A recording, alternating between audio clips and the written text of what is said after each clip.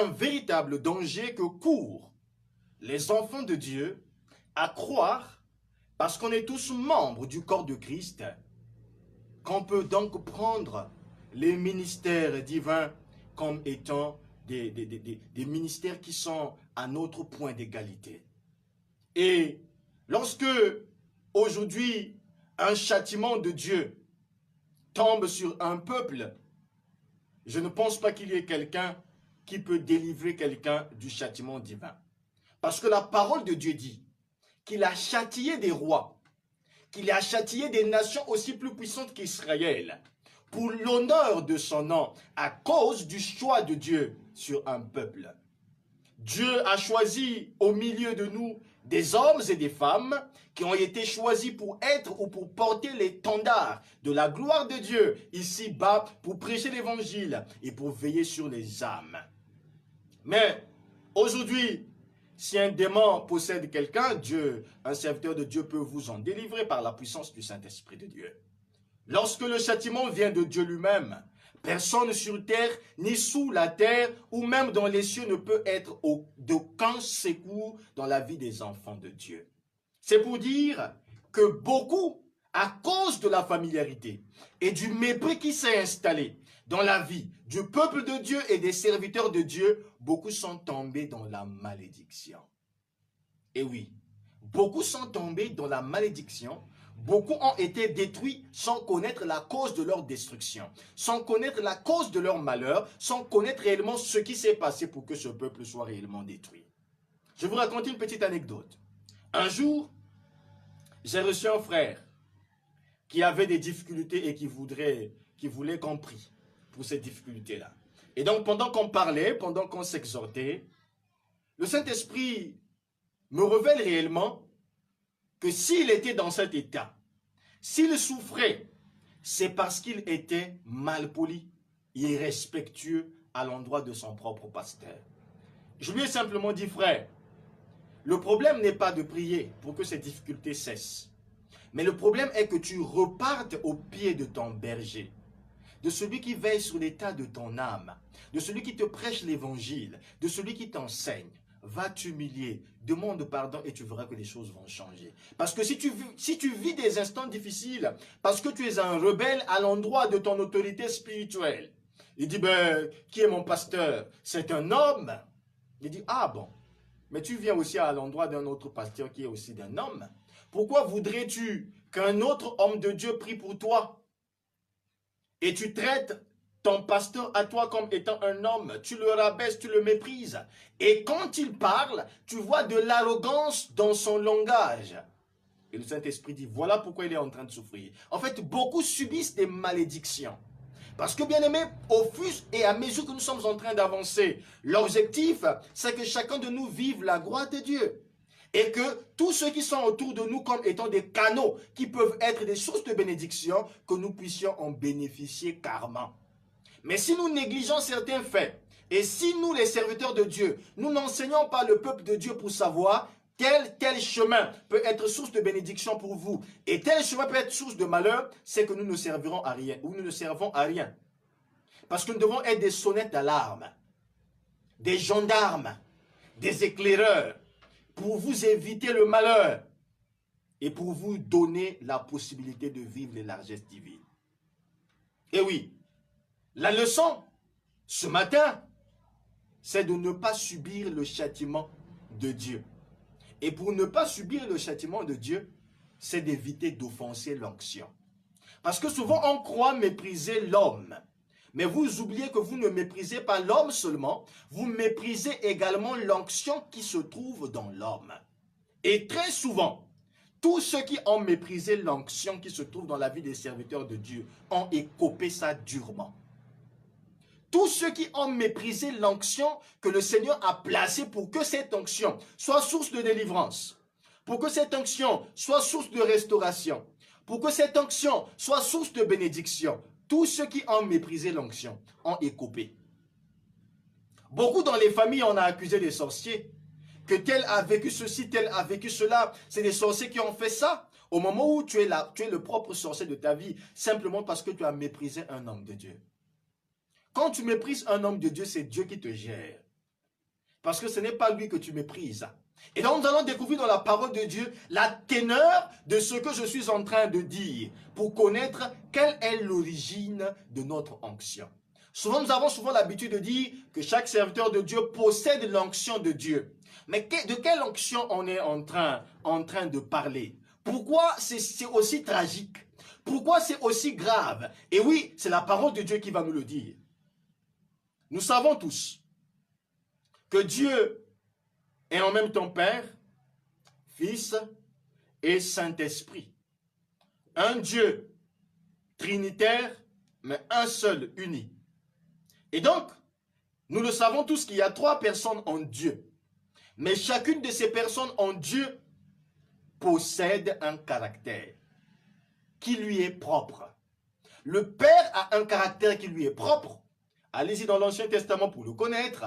Le Fils a un caractère qui lui est propre. Lisez les évangiles pour le connaître. Mais le Saint-Esprit a aussi un caractère qui lui est propre. Lisez les évangiles, les actes des apôtres et les épîtres pour connaître le caractère du Saint-Esprit. Et l'onction que possède tout serviteur de Dieu ou un de Dieu, l'onction qu'il possède, c'est l'onction qui vient droit du Saint-Esprit. Nous ne possédons pas l'onction de Jésus, ni l'onction du Père. Mais nous possédons l'onction du Saint-Esprit parce que l'Église vit à l'époque où c'est le Saint-Esprit qui anime. Et ces ministères ont été accordés à l'Église comme don. Après l'effusion du Saint-Esprit, parce que l'Église prend naissance par le Saint-Esprit. Et donc ces ministères qui s'émeuvent, ces 5 ministères qui se meuvent dans l'Église, c'est sous l'influence du Saint-Esprit. Vous vous souviendrez que les apôtres sont sortis pour prêcher l'évangile après l'effusion du Saint-Esprit. Et donc la force, l'onction qui se trouve en nous, c'est l'onction du Saint-Esprit. Voilà pourquoi la parole de Dieu dit, l'Esprit qui a ressuscité Jésus-Christ d'entre les morts habite en vous. Et Jésus pouvait le dire comme Ésaïe, l'Esprit du Seigneur est sur moi parce qu'il m'a oint pour annoncer la bonne nouvelle. Et donc c'est par l'onction du Saint-Esprit que les hommes de Dieu, que ces 5 ministères opèrent au sein de l'Église, au sein de nos familles, au sein de la société, au sein du peuple de Dieu. Or, comme le dit la parole de Dieu, le Saint-Esprit ne pardonne pas lorsqu'on pêche contre lui. Est-ce que vous savez ça? Péchez contre Dieu le Père, il va vous pardonner. Péchez même contre Jésus, il va vous pardonner. Mais péchez contre le Saint-Esprit ne pardonne pas quand on pêche contre lui.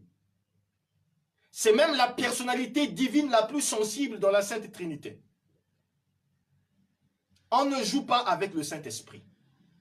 Et oui, vous le lirez dans Marc, le chapitre 3, le verset 28 et 29, il est écrit. Je vous le dis en vérité, tous les péchés seront pardonnés aux fils des hommes. Et les blasphèmes qu'ils auront proférés, ils seront pardonnés. Mais quiconque pêche contre le Saint-Esprit n'obtiendra jamais de pardon. Quiconque pêche contre le Saint-Esprit n'obtiendra jamais de pardon. Il est coupable d'un péché éternel.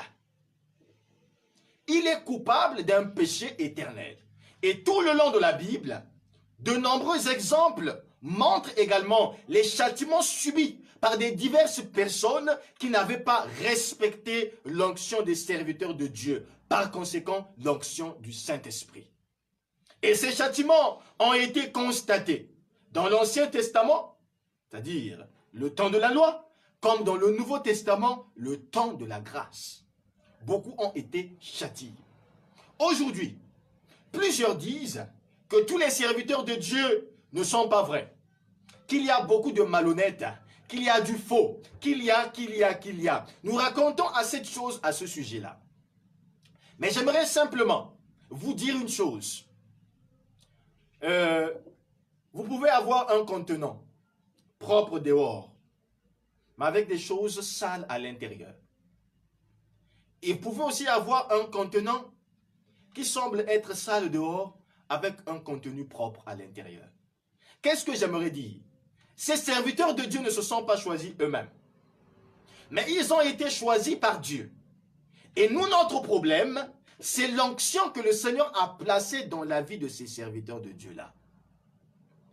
Et beaucoup méprisent les serviteurs de Dieu par simple familiarité, à cause de ce qu'ils voient dans la vie des serviteurs de Dieu qui ne sont peut-être pas commodes. Mais je vais vous rappeler ce qui s'est passé, le danger tragique qui s'est passé même dans la parole de Dieu. Vous vous souviendrez de l'histoire de Moïse. Moïse était un serviteur de Dieu vrai, un serviteur de Dieu oint, mais il n'a toujours pas été correct.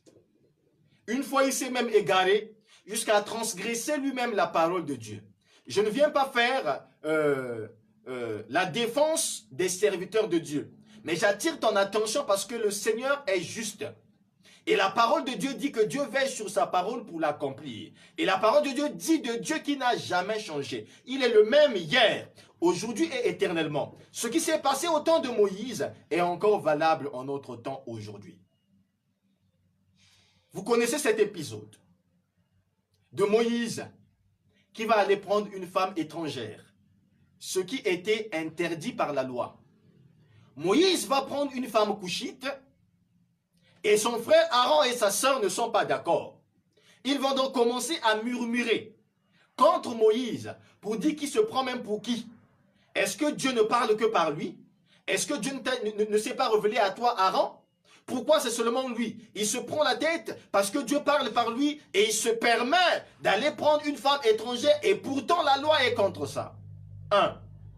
Ce que Myriam et Aaron sont en train de dire, c'est sur le droit chemin. Moïse était dans le faux.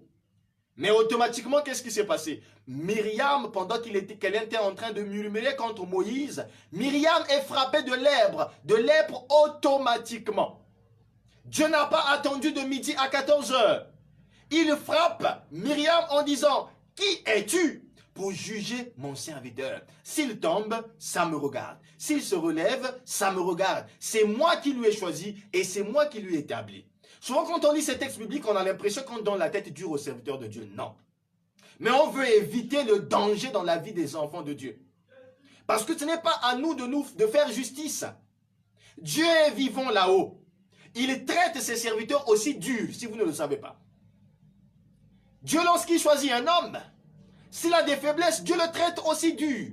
Mais vous, méfiez-vous. Demeurez dans l'honneur de l'onction, du contenu qui se trouve dans la vie de cet homme de Dieu, parce que cela vous sera salutaire. Et la Bible dit, lorsque on ne le fait pas, nous ne gagnons absolument rien que de la malédiction. Myriam a été détruite. Et Aaron va commencer à intercéder, s'il te plaît Moïse, parle à Dieu de ne pas frapper, parle à Dieu que nous ne puissions pas subir la malédiction. Moïse est obligé d'aller intercéder à l'endroit du Seigneur pour que Myriam retrouve la guérison. Et là, le Seigneur va dire qu'il doit être en quarantaine pendant 7 jours. Après, elle sera guérie. Regardez comment est-ce que des simples murmures peuvent détruire des vies. Parce que quoi? Myriam se disait, Moïse, c'est mon petit frère. Et parce que c'est mon petit frère, je peux donc lui parler comme bon le semble. Je peux le gronder. Mais elle oubliait quelque chose. Que Moïse n'était plus le simple petit frère que Myriam avait connu. Moïse, à ce moment-là, possédait la personnalité de Dieu en lui. Moïse avait une onction supérieure en lui. Et le mépris de la personnalité physique de Moïse est allé toucher la personnalité interne de Moïse. Et cela a fallu la malédiction et la maladie de la lèpre sur Myriam. Vous trouverez cet épisode dans Nombre, le chapitre 12, tout le chapitre 1. C'est pour dire que personne, aujourd'hui, en tant que peuple de Dieu, vous regardez tous les hommes de Dieu dehors, avec le col blanc, avec leurs appellations, apôtres, prophètes et tous ces encore. Mais vous les regardez physiquement, ils peuvent avoir des faiblesses, mais vous ne connaissez pas l'alliance que Dieu a établie avec chaque enfant de Dieu, ou avec chaque serviteur de Dieu. Les faux existent, les vrais existent, et la Bible dit que vous les connaîtrez par leurs fruits. Mais il y a aussi, à l'instar de Moïse qui était un vrai, mais qui a commis des actions qui pouvaient être confondues à ceux qui sont faux. Et comme nous ne connaissons pas, nous ne savons pas quelle est l'alliance que Dieu a établie avec chaque serviteur de Dieu, je nous exhorte à honorer tous les serviteurs de Dieu, à les respecter, vraiment de grâce, à être loin de les mépriser. Parce que si il y a de l'onction divine à l'intérieur d'eux, s'il y a de l'alliance avec Dieu à l'intérieur d'eux, notre respect, notre honneur à leur endroit va être source de bénédiction. Parce que l'onction qui les accompagne va produire des bénédictions dans nos propres vies. Un serviteur de Dieu ou dans son onction, il y a des bénéfices qui doivent accompagner ceux qui honorent ces onctions-là. Et donc quand vous le recevez dans son titre, quand vous le recevez avec honneur par rapport à ce qu'il mérite, automatiquement, derrière l'onction qu'il possède, vous méritez aussi votre récompense, dit la parole de Dieu. C'est pour dire ceci pour terminer. Chers frères et sœurs, amoureux de la parole de vie, nés de nouveau, personne ne connaît quelle est l'alliance qu'a établie votre Père spirituel avec Dieu. Dieu nous appelle tous pour être à son service. Et étant appelés de Dieu à son service, nous possédons ces prérogatives inhérentes pour que le peuple de Dieu soit béni. Quand un serviteur de Dieu te dit que Dieu te bénisse, c'est que tu es béni. Mais quand un serviteur de Dieu se lamente, parce que le texte que nous avons fait lecture, il dit que aidez-les à accomplir leurs tâches avec joie, sans lamentation. Parce que s'ils se plaignent, ça ne peut pas être source de bénédiction pour l'Église. Or, aujourd'hui, combien de serviteurs de Dieu coulent les larmes à cause du traitement qu'ils vivent, soit des membres de leur famille, à cause du traitement qu'ils vivent des fidèles de l'Église, qui les méprisent, qui les insultent. Vous partez dans les réseaux sociaux, vous publiez des choses sur les pasteurs, les gens viennent commenter, on argumente, on les insulte, on fait tout. Et oui, il peut pécher à 8h15. Et dès 8h30, sa relation est rétablie avec Dieu. Et vous, pendant des mois, vous restez cramponné sur cette histoire qui avait eu lieu. Et vous continuez à argumenter pendant que lui et son Dieu, ils ont réglé le problème. Et c'est la malédiction que vous êtes en train de tirer. C'est de la malédiction. Nous savons que nous avons été justifiés par Dieu. Et devant Dieu, nous sommes appelés justes. Et si nous recevons ces dons d'hommes que Dieu a donnés à l'Église, eh bien l'Église sera bénie. L'Église sera fructueuse. L'Église sera fertile. Honorez ses serviteurs. Respectez-les. Comme si vous étiez en train de respecter Dieu par leur biais. Et l'essentiel à retenir, c'est qu'aujourd'hui, quand Jésus s'est retrouvé à Nazareth, son propre village, il n'a pas fait de miracle, que des petites guérisons, dit la parole de Dieu. Pourquoi? Parce que Nazareth méprisait Jésus en disant, est-ce que ce n'est pas le fils du charpentier? Ce n'est pas le petit que nous avons vu grandir, ce n'est pas le fils de Joseph. Plus on méprisait Jésus, on ne pouvait pas voir en lui cette dimension de Dieu. Jésus n'a pas fait de miracle. Jésus n'a pas fait de miracle. Vous savez, nous sommes issus des familles. Et la vérité, c'est que les gens du dehors profitent mieux de nous que les gens de nos propres familles. Chacun des serviteurs de Dieu peut vous dire la vérité. Ceux qui sont au dehors profitent mieux de l'onction de Dieu qui se trouve en nous que de ceux qui sont même de nos propres familles. Parce que ceux qui font partie de nos familles se diront toujours, c'est mon fils, c'est ma fille, c'est mon frère, c'est mon cousin. Et si il est moins âgé, on va toujours le voir aussi à la bassesse. Et plus on est dans cet écoulement-là, plus on est dans cet échelon, à cette limite-là, l'onction qui se trouve dans ce monsieur ne peut jamais se manifester en vous. Même s'il vous impose les mains, écoutez-moi bien. Quand l'onction est méprisée, l'onction ne se manifeste pas. Un serviteur de Dieu âgé, on parlait avec ce père, il peut avoir au moins 95 ans, il est encore en vie. Il dit que partout où il est passé, le Seigneur a accompli des miracles au travers de lui. Dès qu'il impose les mains aux malades, qu'il dit et qu'il répète la promesse de la parole de Dieu, le malade est guéri. Mais un jour, il est arrivé dans son propre village, on l'appelle d'urgence, que ton père est malade. Le monsieur arrive, il fait des prières pendant une semaine, le papa ne guérit pas. Le papa ne guérit pas. Il dit, mais qu'est-ce qui est en train de se passer? Est-ce que mon onction s'est rabaissée? Est-ce que je n'ai plus le Saint-Esprit ou bien qu'est-ce qui est en train de se passer?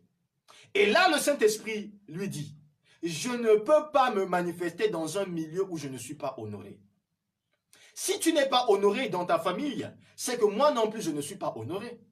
Parce que tu me portes en toi. Et celui qui ne peut pas t'honorer, ne peut pas m'honorer moi. Et quelqu'un ne peut pas dire qu'il m'honore et il te méprise. Et donc, sache-le que je ne peux pas me manifester ici. Et le même temps qu'il est au village, pendant qu'il est au village, on vient avec un malade qui quitte de l'extérieur, qui n'est pas dans sa famille, et que les gens ont entendu que ce serviteur de Dieu était au village, qu'il est venu voir son père malade. On commençait à apporter les miracles, on apportait les malades. Plus les gens venaient, le plus malade, à peine on impose les mains, il est guéri. On commence à témoigner. Et je vous assure, c'était comme une campagne d'évangélisation. Il voyait les autres malades étant guéris, mais son propre père était alité. Et les gens de la famille étaient stupéfaits pour voir, c'est la magie ou bien quoi? Ton propre père, tu ne le guéris pas. Et les autres sont guéris. Il a donné sa réponse. Là où l'onction est manifestée, plutôt là où l'onction est honorée, elle se manifeste. Mais là où l'onction est méprisée, elle ne se manifeste jamais. Tu peux avoir un frère pasteur. Tu peux avoir un fils pasteur. Tu peux avoir un camarade de classe pasteur. Tu peux avoir un compatriote pasteur. Un voisin pasteur. Tu peux avoir qui que tu veux dans ta vie qui peut être pasteur. À un certain moment, tu le vois au même échelon parce que vous partagez des moments, parce que vous êtes souvent ensemble. Mais retiens une chose, qu'il y a l'onction de Dieu. À plus forte raison, l'onction du Saint-Esprit en lui. Il y a des gens aujourd'hui qui souffrent des maladies bizarres, simplement parce qu'ils ont eu à insulter un serviteur de Dieu. Il y a des gens qui aujourd'hui vivent une pauvreté pas possible, parce qu'ils ont insulté un serviteur de Dieu. Et je vous assure, si c'est Dieu qui vous maudit, il n'y a aucun serviteur de Dieu, même le pape ne pourra pas te sauver. Si la malédiction vient de Dieu, il n'y a pas de délivrance pour toi. Évitons de blasphémer contre l'onction du Saint-Esprit que possèdent les serviteurs de Dieu. Honorons-les. Et si vous voulez tirer profit de tout ce qui est bénéfice dans la vie de ces hommes de Dieu-là, méfiez-vous de manquer du respect à l'onction. Ne les regardez pas en tant que personnalité physique. Ne les regardez pas parce que vous êtes habitué et accoutumé avec eux. Vous pouvez rire, mais ayez de la révérence pour l'onction de Dieu qu'ils ont en eux. C'est une source de bénédiction pour nous si nous les respectons. Nous aussi, serviteurs de Dieu, ce n'est pas parce qu'aujourd'hui je suis pasteur que je n'ai pas des pères. Et oui, avant de l'être, j'avais des pères qui m'ont encadré, qui m'ont engendré dans le ministère. J'ai le droit de les honorer. Parce que moi aussi, j'ai besoin de tirer profit des bénéfices qui se trouvent derrière leur onction. De la même manière que ceux qui m'écoutent, ceux qui me reconnaissent comme serviteur de Dieu, tireront profit de l'onction du Saint-Esprit qui repose sur moi, moi aussi je tire profit.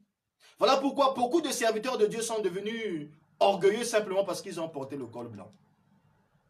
Avant d'être pasteur, on les respecte. Ah papa, ah papa. Dès lors qu'on porte le col pastoral, on se dit qu'on devient tous pasteurs, qu'on est au même pied d'égalité. Non, bien-aimés. Même si on est consacré, ordonné au Saint-Ministère, nous avons des pères. Et s'ils ont été pères hier, ils ne vont pas devenir nos collègues aujourd'hui. Souvent, j'ai des professeurs, j'ai des enseignants, lorsqu'ils viennent poster des commentaires, pour moi, c'est des pères. Lorsqu'ils viennent écrire, non, bonjour pasteur, moi je réponds bonjour papa. Parce que celui qui est père doit demeurer père. Il doit être honoré en tant que père parce qu'on doit tirer des bénéfices. On doit tirer des bénédictions à leur côté. Si on ne le fait pas, l'orgueil précipite vers la ruine. Et beaucoup d'enfants de Dieu aujourd'hui C'est par là que je vais terminer. Beaucoup d'enfants de Dieu aujourd'hui vivent des malédictions parce qu'ils croient qu'ils peuvent faire tout ce que les pasteurs font. Pourquoi tu n'es pas pasteur? Si on te donne de diriger une église, est-ce que tu peux le faire? On voit des diacres qui insultent des pasteurs. Des anciens de l'église qui manquent du respect. Des protocoles qui manquent du respect aux pasteurs. Frère, je vous assure, si on vous testait rien que la pastorale en une journée, vous allez céder. Vous allez céder. Christ a bu la coupe amère. Mais vous ne savez pas ce que les serviteurs de Dieu endurent dans les coulisses, en arrière-plan, pour votre salut, pour votre bien-être, pour votre protection. Vous ne savez pas ce que ces hommes endurent. Mais ils le font dans le silence, en arrière-plan. Vous ne connaissez pas combien de flèches ces hommes de Dieu reçoivent à votre place, parce qu'ils veillent sur vos âmes. Lorsque vous êtes en train de prier pour quelqu'un, vous le délivrez d'un démon. Le démon se révolte contre le pasteur. Il dit, comme tu m'as empêché là, moi c'est dans ta famille. Nos enfants sont exposés, nos épouses sont exposées. Parce que nous rentrons dans des combats pour soutenir les familles. Mais malgré ça, aujourd'hui, vous vous prenez la tête, vous vous donnez la liberté d'aller les mépriser. Bien-aimé, si tu as eu la langue légère pour critiquer les serviteurs de Dieu, change de comportement. Ne rentre pas dans cette danse parce que ça pourra être très dangereux pour toi. Toi, dis-toi, lorsque tu es au milieu des gens qui commencent à critiquer, sors de ce milieu-là. Ne participe pas aux œuvres infructueuses des ténèbres. Toi, respecte l'onction du Saint-Esprit et Dieu te récompensera. Et si cet homme de Dieu est en train de s'égarer, laissez Dieu le traiter. Parce que c'est Dieu qui l'a choisi. C'est Dieu qui l'a appelé. Et c'est ce Dieu-là qui va lui traiter dur. Mais pour toi, certainement peut-être qu'il y en a de ceux qui sont en train déjà de vivre la malédiction. Certainement Dieu a fermé les écluses des cieux parce qu'il s'est rendu compte que vous êtes en train de mépriser ses oints. Vous êtes en train de maltraiter, de faire du mal à ses prophètes. Ce matin, nous allons prier pour que la grâce de Dieu surabonde. Pour que Dieu, par sa clémence, ne fût-ce que nous faire grâce d'être pardonnés ce matin. Bien-aimé, ce n'est pas bien de vivre la malédiction divine. Parce que si Dieu te maudit, il n'y aura personne pour te délivrer. Même pas moi. Nous allons simplement nous humilier.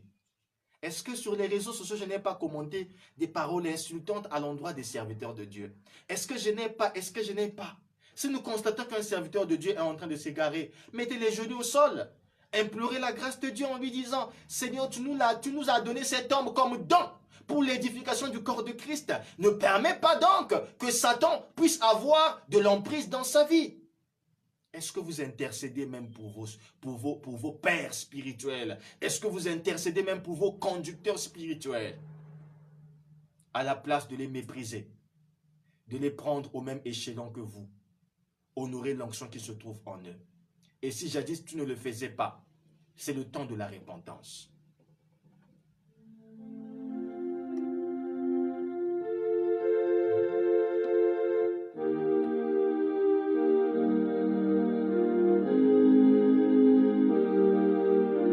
Regarde ton cœur bien-aimé.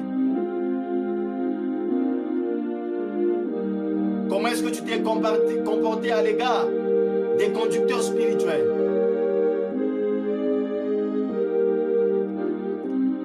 À un certain moment, est-ce que n'as-tu pas été un Saül? Est-ce que tu ne t'es pas comporté comme un Saül dans la vie des serviteurs de Dieu? Mais l'occasion t'est donnée ce matin de te réconcilier avec Dieu et d'apprendre à respecter l'onction de Dieu et d'éviter la familiarité qui ne t'apportera jamais de bénédiction.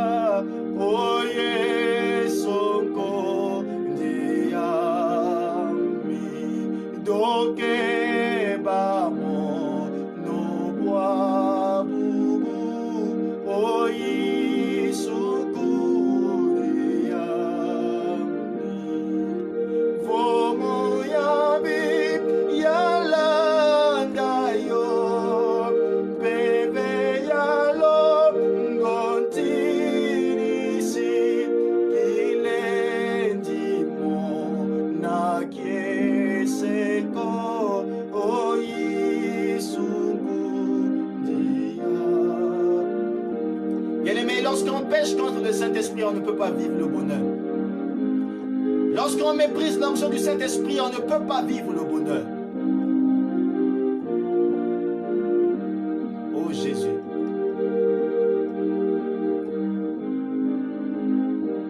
Plaide le sang de Jésus de te pardonner, de te purifier.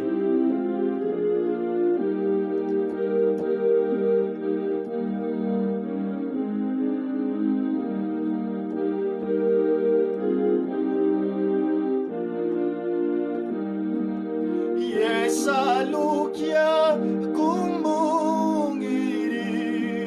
nzituzua kundosiri unzamidu umperisa tata undambuleti.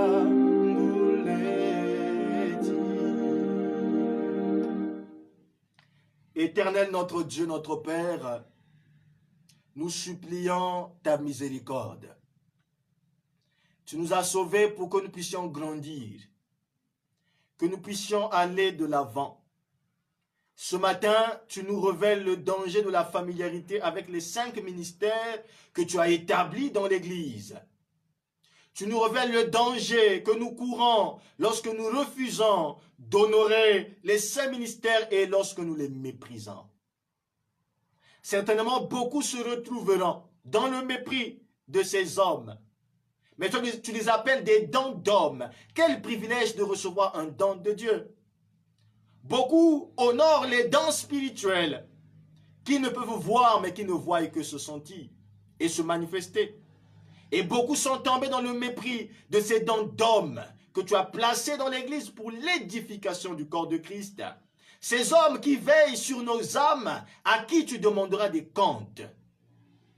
Père de gloire, ta parole déclare que tu voudrais que nous puissions prospérer comme prospère l'état de notre âme, et cela à tous égards. Ce matin, Seigneur notre Dieu, nous plaidons le sang de Christ pour nous purifier. Père de gloire, si tu as octroyé cette parole, c'est pour que la malédiction soit ôtée. C'est pour que la malédiction soit ôtée, pour que nous apprenions à les recevoir en leur qualité, selon que toi tu les regardes, pour que toi tu nous accordes la récompense que nous méritons à l'endroit de ces personnes. Si tu nous as donné des serviteurs de Dieu, c'est pour que nous soyons bénis. Je te prie, Seigneur notre Dieu, de pardonner tous ceux qui se répandent ce matin et qui prennent un nouvel élan de marcher avec toi, de vivre avec toi, pour vivre ta sainte présence. Seigneur notre Dieu, soutiens tes serviteurs et tes servantes, que tu as éparpillés sur le terrain pour sauver les âmes, pour édifier l'Église. Ce sont des hommes avec des faiblesses. Soutiens-les, Seigneur notre Dieu.